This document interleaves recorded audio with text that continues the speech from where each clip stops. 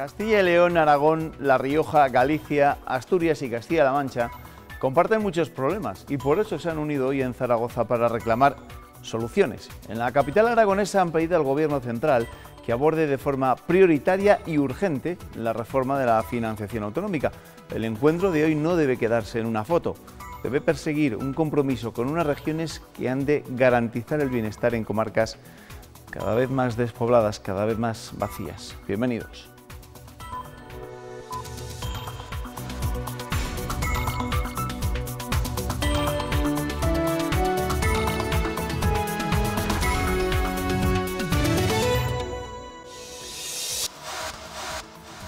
La imagen que hemos elegido para ilustrar la portada de este informativo la protagonizan 6 presidentes autonómicos. Los 6 se enfrentan a diario problemas similares y sobre todo a uno, la despoblación.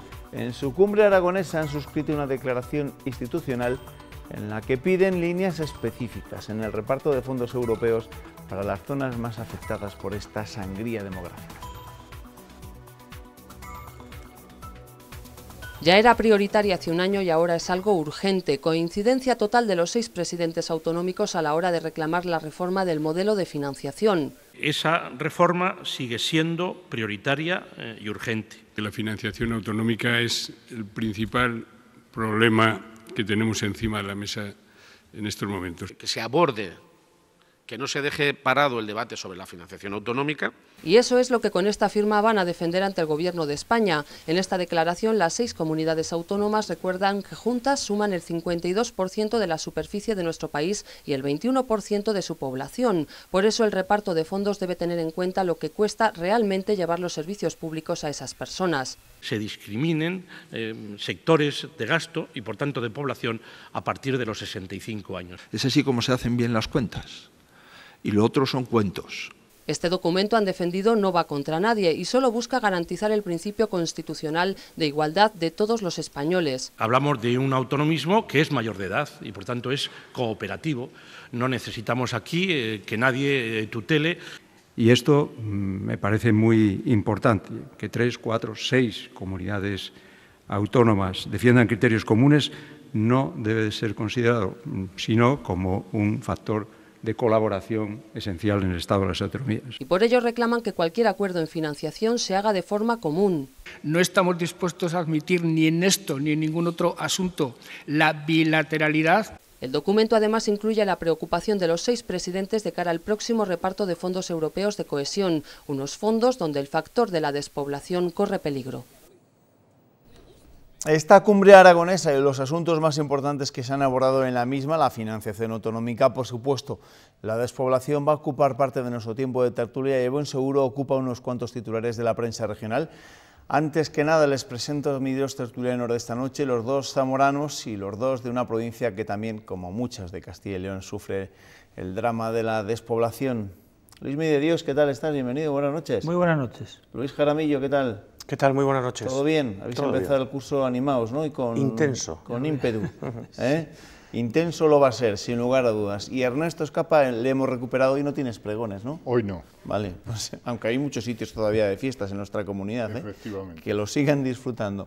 ¿Con qué empezamos el repaso de la prensa, Ernesto? Pues mira, empiezo con el norte de Castilla, que titula en su portada: investigan si un posible maltrato a la madre del homicida causó el crimen de Nava del Rey. El juez, de momento, dicta orden de ingreso en prisión provisional sin fianza para el presunto autor.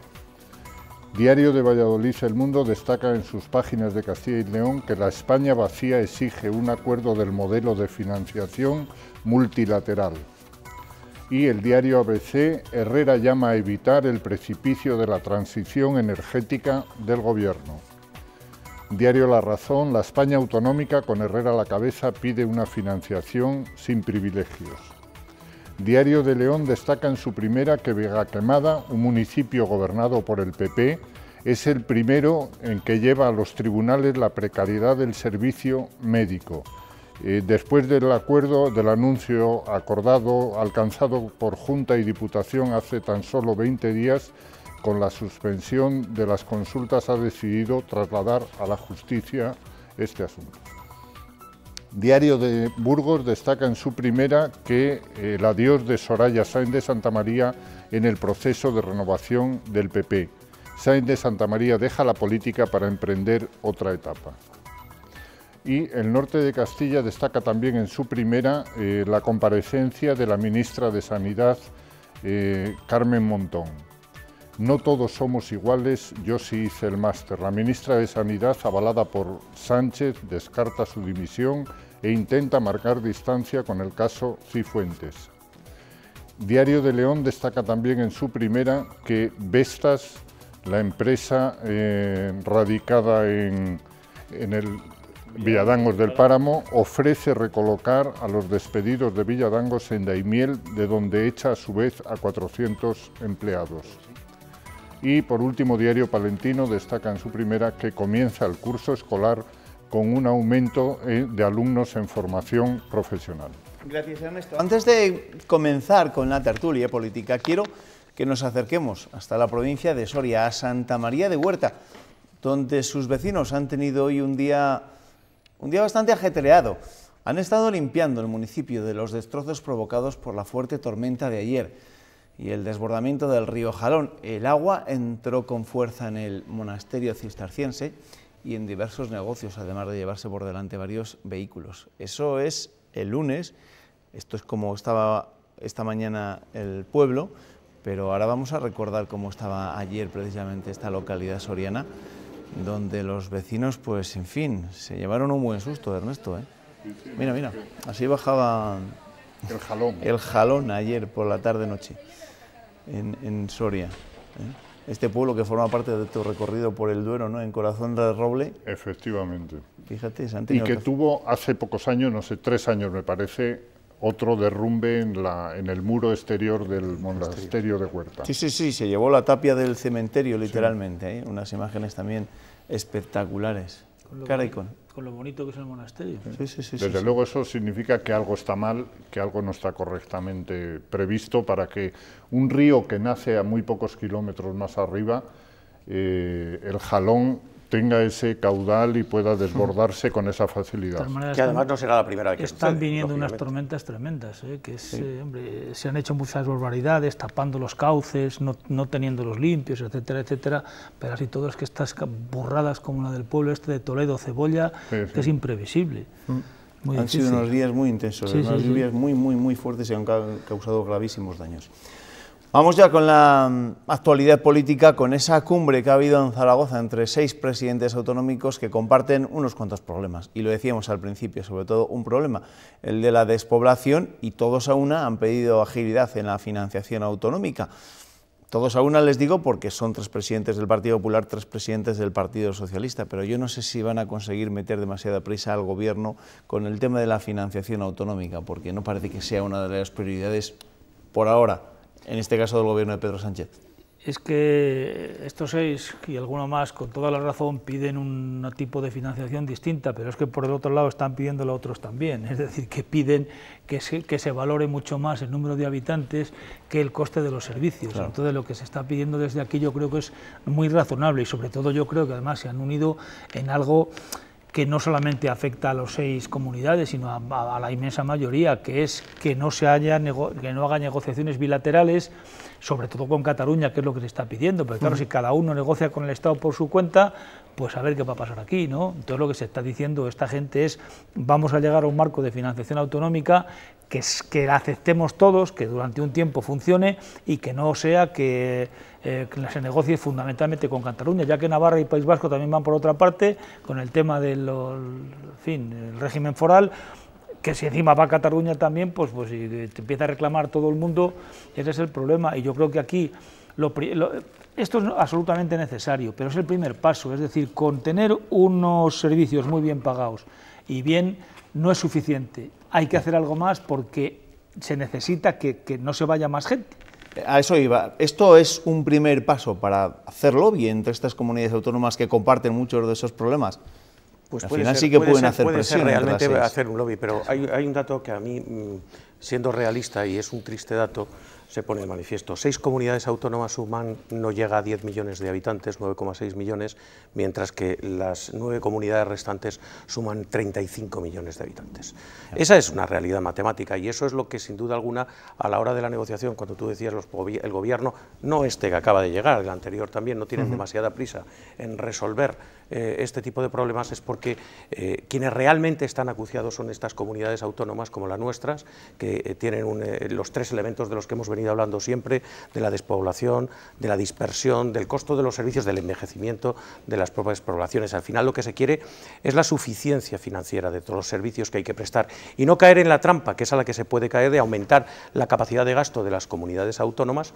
De ello ha advertido Juan Vicente Herrera hoy y es una advertencia muy sensata. No se nos permita gastar más a costa de endeudarnos más, porque entonces pondremos a la comunidad al pie de la bancarrota. Lo de negociar un nuevo modelo de financiación autonómica va a ser un reto muy complicado, lo decía antes Luis Jaramillo, no lo consiguió o no lo intentó del todo el anterior gobierno de Mariano Rajoy, el de Pedro Sánchez ya lo ha descartado abiertamente, pero claro, ¿conseguirán estas comunidades la presión de estos presidentes autonómicos que el gobierno central fije entre una de sus prioridades a futuro el tema de la despoblación? Yo tengo muchas dudas, porque este es un tema que, como todo ocurre en política, siempre lo urgente desplaza a lo necesario y a lo importante. Y entonces esto no es un problema que haya surgido ahora y que haya que dar solución, y mientras tengamos a la diada y todo lo demás por delante, pues vamos a ponernos a la cola.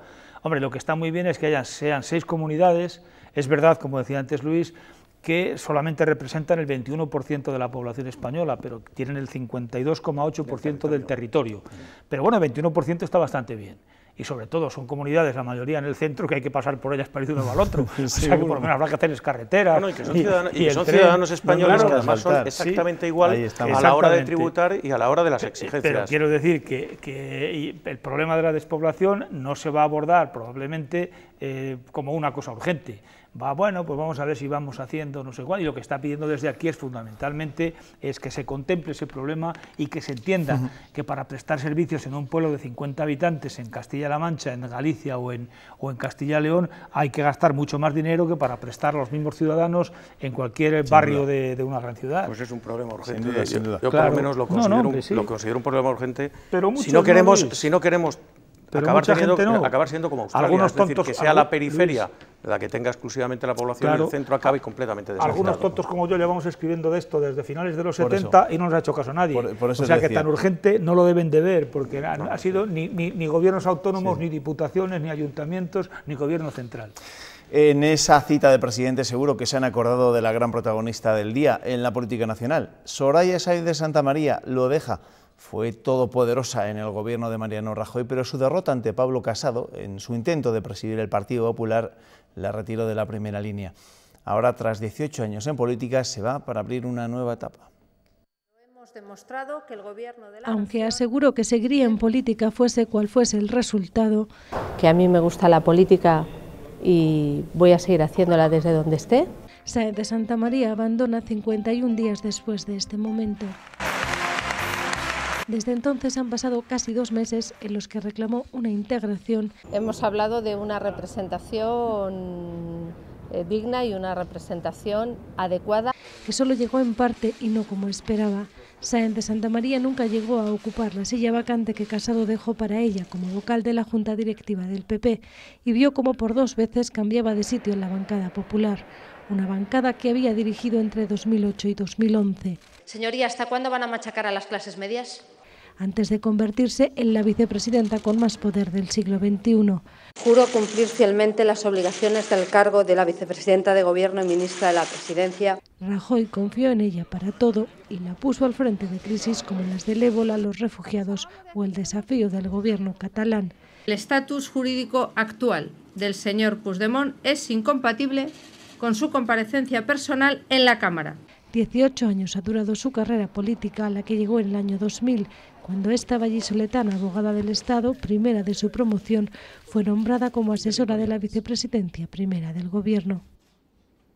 Tengo ganas de escuchar a mis tertulianos su opinión acerca de esta marcha de Soraya Sáenz de Santamaría de la vida política, pero antes también quiero escuchar a nuestro quinto tertuliano, que también tiene su opinión respecto a la fuga de esta política vallisoletana que llevaba 2 décadas en la primera línea de la política. No puedo pegar ojo, Juanma. Un día eres vicepresidenta del gobierno y de repente hay una moción de censura y se ha pasado tu tiempo. Y dejas la política. No me extraña que Pedro Sánchez haya dicho que necesita hasta 2030 para su proyecto. Porque en cuanto te quieres dar cuenta, resulta que ya no son horas, Juanma. No son horas. No son horas, pero sí que es tiempo de conocer vuestra opinión, porque es verdad lo que decía Chema Nieto, ¿no? Es decir, de la noche a la mañana, como quien dice, de ser todopoderoso en un gobierno como el de Mariano Rajoy, a, ya lo hemos visto, dejar la vida política. Yo me parece que ha sido una salida muy digna, quizás no le quedaba otra, pero me parece muy bien que la gente se acostumbre a dimitir cuando apuesta muy fuerte y ha perdido. Perdió con Pablo Casado, ella se comprobó perfectamente que los mismos que antes le jaleaban, después la ninguneaban un poco y no tenía hueco. Es decir, en estos momentos, ¿qué haces? Bueno, te invitan a que te incorpores al comité ejecutivo, a no sé cuánto y tal, pero ¿para qué? ¿Para de florero? ¿O qué vas a hacer? Y tienes dos alternativas, o te quedas dentro y empiezas a raspar a ver si las cosas van mal, o te vas. Y un dato importante. Soraya Sáenz de Santamaría se va porque tiene un sitio donde irse, claro, y es abogada del Estado.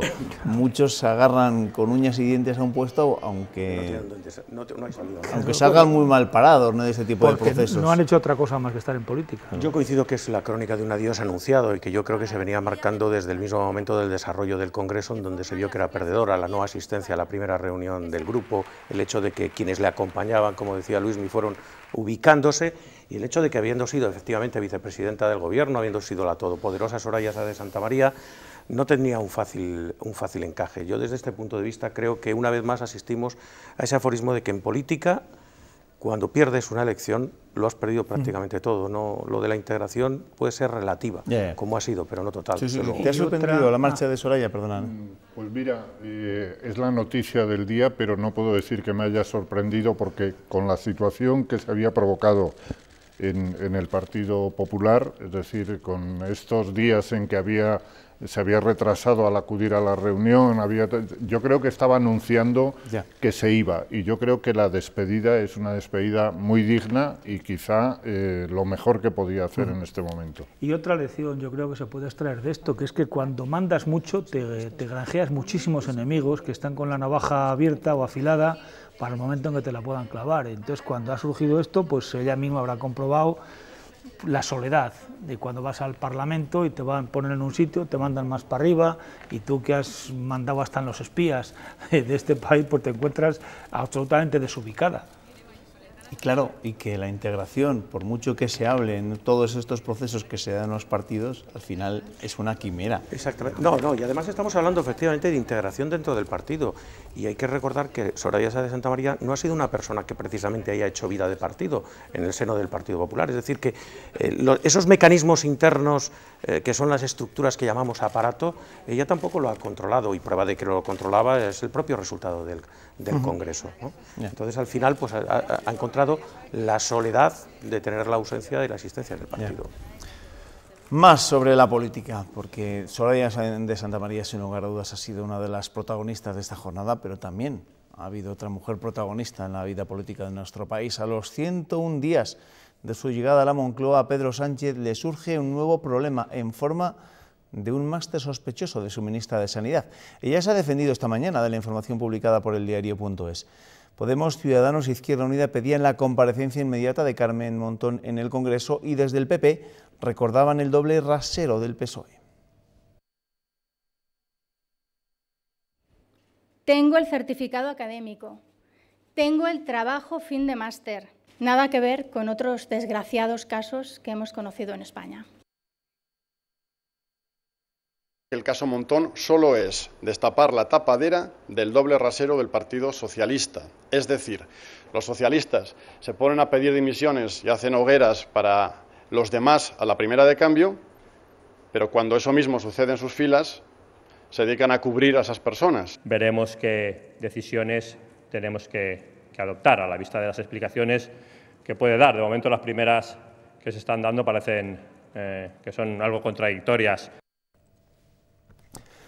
¿Es el mismo caso el del máster de Carmen Montón que el de Cristina Cifuentes? Es que yo creo es en que la misma universidad. Hay que hacer un máster para saber si es el mismo caso o no. Claro, porque es en la misma universidad, en el mismo departamento. Esta mañana me ha pillado... ¿Cómo suena, no? ¿Cómo suenan las cosas? Yo me ha pillado esta mañana precisamente la rueda de prensa de la ministra cuando venía viajando y la tenía puesta en el coche. Y entonces, pues yo por lo que contaba daba la impresión de que sí, que tenía razón, que estaba convenciendo porque da una serie de datos, fechas, no sé qué, el máster, pero claro, no sé exactamente, es muy difícil de saber, con toda la documentación que ha aportado sin haberla visto, si exactamente eso se cumple así, eso era así. Ella ha dicho que tiene un correo, que es una de las, yo creo, de las claves, un correo de la propia universidad diciendo que puede hacer el máster sin asistir a clases, sino desde fuera, y que eso es lo que hizo, pero cuando podía ir a clase fue varias veces. Ha explicado de qué fue su trabajo de investigación, fin de máster, etcétera, etcétera, etcétera. Entonces, bueno, pues hay que comprobar si todo eso es cierto, y ha insistido muchas veces en que no todos los casos son iguales. Entonces, claro, es que estamos primero con el de Cifuentes, luego con el caso de Pablo Casado, y ahora con este caso, y la verdad es que yo creo que también hay que hacer un máster para diferenciar, a saber si es verdad o no, las documentaciones. Lo que se pone en manifiesto es ¿Tiene que dar más explicaciones? Algo está pasando. Sí, por supuesto que tendrá que dar más explicaciones, pero además porque se les van a exigir dentro de su propia formación política, porque en estos momentos es verdad que Sánchez está sosteniendo a la ministra, pero en el Partido Socialista yo venía escuchando en algunos medios de comunicación que se alzan voces pidiendo explicaciones claras, porque además, no nos engañemos, la situación no afecta exclusivamente a la ministra, sino que lo que pase con ella miméticamente se va a trasladar a otros casos que están todavía abiertos, como es el caso de Pablo Casado, con lo cual todo se va a complicar y entra en el barullo de la maraña política.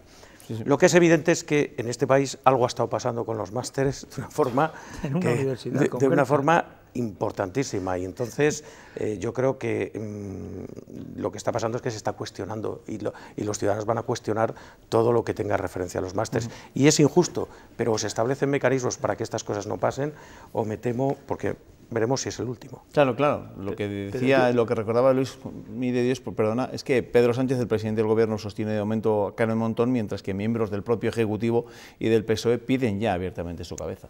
Sí, sí. Sí, pero vamos a ver, lo que antes comentaba Luis, si mañana dimite Carmen Montón, ¿va a dimitir Pablo Casado? Es que una cosa ahora están unidos. Claro, es que lo que estamos diciendo es, vamos a ver, ¿de qué se le acusa concretamente a esta mujer y de qué se le acusa al otro concretamente? Yeah. A uno de haber aprobado no sé cuántas asignaturas en poco tiempo y de no haber ido por no sé dónde y tal, y él dice que no. Esta mujer, yo por lo que vi esta mañana, tenía todos los papeles, la fecha de matriculación 30 de septiembre, me acuerdo, los correos que habían mandado a la universidad diciendo, bueno, vas a ver si es verdad, si no es verdad, el trabajo está ahí, lo puso al parecer encima de la mesa, yo no estaba en la rueda de prensa, estaba oyéndolo, entonces bueno, habrá que saber si es cierto todo, si se ajusta a la legalidad o no se ajusta. Lo que tampoco podemos hacer es convertirnos en un caso y en el otro, en inquisidores, es decir, porque se vea una pequeña no sé qué, bueno, vamos a ver si es cierto, si no es cierto.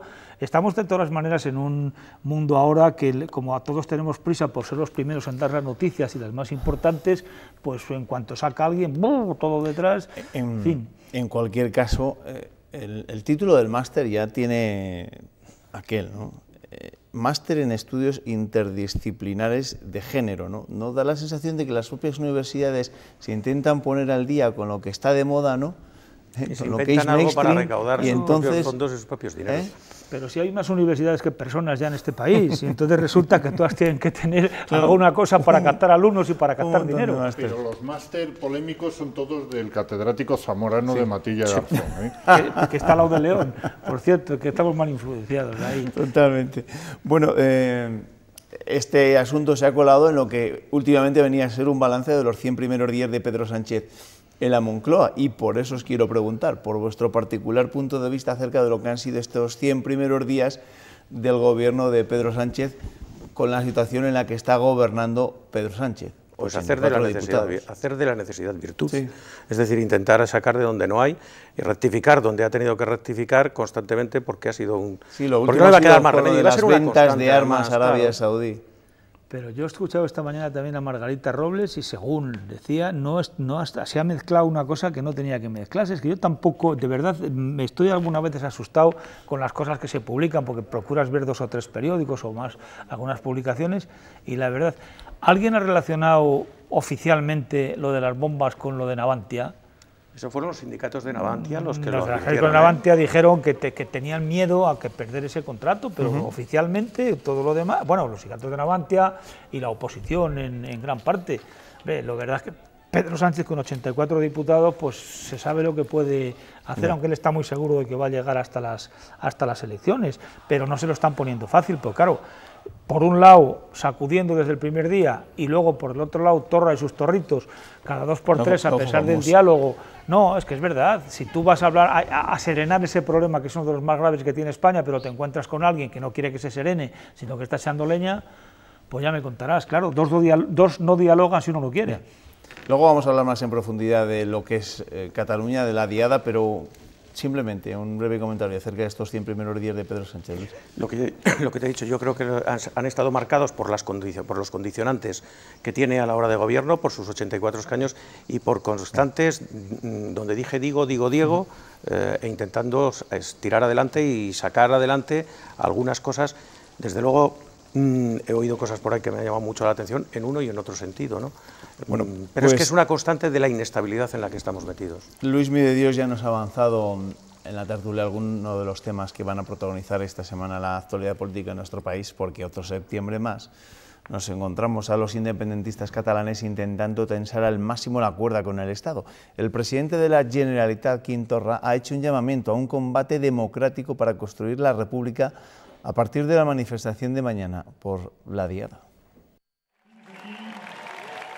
La demostración de fuerza anual de los independentistas ha comenzado oficialmente con una marcha entre el Parlamento de Cataluña y las plazas del Born y de Sant Jaume de Barcelona, encabezada por Roger Torrent y Quim Torra. El presidente de la Generalitat refuerza el componente secesionista de la Diada, emplazando a los catalanes a un combate para consumar la independencia. En un combat democràtic i pacífic. Además, les insta a alzarse para vivir libres con todas las consecuencias. O resistim i avancem. Pretenden que mañana la manifestación de Barcelona sea masiva. Según la ANC, se han inscrito más de 460.000 personas. Muchas llegarán en los 1.500 autobuses fletados por las organizaciones independentistas. PP y Ciudadanos dicen que estarán vigilantes ante posibles ilegalidades y critican a Pedro Sánchez por su actuación ante la crisis catalana. Es especialmente grave que permanezca dormido como presidente del Gobierno. Sin rumbo en Cataluña, donde Sánchez no es capaz de parar los pies a los separatistas. Por su parte, el PSC exigirá a la Generalitat los costes de la Diada, la primera de la que se ausentarán los socialistas catalanes porque dicen que los independentistas la han secuestrado. ¿Qué esperáis mañana? Una Diada más y ya llevamos... ¿Desde cuándo? Desde el 2012. Otro ejercicio de propaganda más orientado al mercado exterior fundamentalmente y desde algunos puntos de vista. Yo esta tarde leía una información que decía que hay una comunicación interna que se mueve dentro del independentismo realizada por el propio Puigdemont, donde advertía de la importancia de no entrar en los bares cuando sea, sino que hay que estar fuera, hay que cuidar mucho que los puedan tomar planos desde arriba para que parezca mucho y que cuidado con los temas violentos, que a lo más que se puede llegar es a intentar de alguna manera provocar a la policía para conseguir imágenes para el exterior. Esto va a ser la Diada mañana, ni más ni menos. ¿Un episodio más? Sí, de mentiras, de falsedades, de manipulaciones, de llamamientos. Claro, a mí es que me hace mucha gracia eso de un combate democrático. Los combates no son democráticos, son peleas, y las peleas tienen poco de democrático. Y donde tienen que librarse los combates democráticos son en el Parlamento. Y lleva 5 meses cerrado por discrepancias internas entre Esquerra Republicana y el PDeCAT. Y entonces, claro, a trasladar todo a la calle. Diciendo, no, es que el pueblo de Cataluña pide, no, el pueblo de Cataluña son 6 millones de habitantes, de los cuales mayoritariamente no votaron a favor del separatismo en las últimas elecciones, que es el último baremo que se puede tener, no el 1 de octubre, que fue un referéndum chapuza, sino las elecciones de diciembre pasado, y en esas ganó. Hubo más votos en contra del separatismo que a favor del separatismo. Entonces este señor no puede estar hablando en nombre del pueblo de Cataluña. Luego seguiremos hablando de la Diada después de la publicidad, porque vamos a entrevistar al catedrático de Derecho Constitucional de la Universidad de Sevilla, Javier Pérez Royo, y con él abordaremos la situación en esa comunidad autónoma y lo que puede pasar en los próximos meses. Mañana el Pleno de las Cortes comenzará con la lectura de una declaración conjunta de los grupos de apoyo a los trabajadores de Vestas. Y este lunes, portavoces de la dirección de Vestas han presentado a los sindicatos una propuesta con un número indefinido de recolocaciones que los representantes de la plantilla han rechazado. Por su parte, la Fundación Anclaje, que se ha reunido esta mañana, ha acordado exigir a Vestas que garantice un inversor que permita la reindustrialización de la comarca. Desde Zaragoza, el presidente de la Junta hacía un llamamiento para que Europa se rearme ante estas decisiones de multinacionales. Y se va a producir el escándalo de que esa compañía, como es lógico, no renuncia a seguir desarrollando megavatios de potencia eólica en España, a seguir manteniendo megavatios de otras compañías, pero a partir de este momento, algo tan fundamental como son las turbinas, las van a traer desde China, desde la India o desde cualquier otro lugar. Europa se tiene que rearmar y eso también es transición energética inteligente, no solamente justa.